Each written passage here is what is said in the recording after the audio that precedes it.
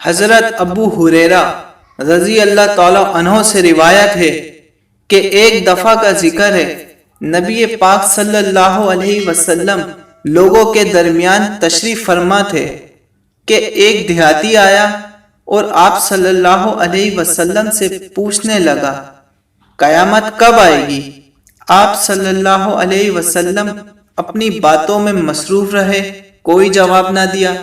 بعض لوگوں نے سمجھا کہ آپ صلی اللہ علیہ وسلم نے اس کی بات سنی ہی نہیں، اور بعض لوگوں کا خیال تھا کہ بات تو سنی ہے لیکن آپ صلی اللہ علیہ وسلم نے اس کو پسند نہیں فرمایا۔ جب آپ صلی اللہ علیہ وسلم اپنی بات سے فارغ ہوئے تو پوچھا، وہ قیامت سے متعلق سوال کرنے والا کہاں ہے؟ ایک دیہاتی نے کہا، میں حاضر ہوں اے اللہ کے رسول۔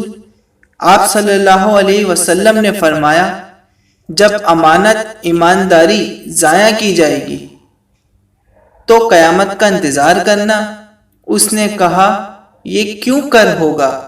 آپ صلی اللہ علیہ وسلم نے فرمایا، جب معاملات نااہل لوگوں کے سپرد کر دیے جائیں گے تو قیامت کا انتظار کرنا۔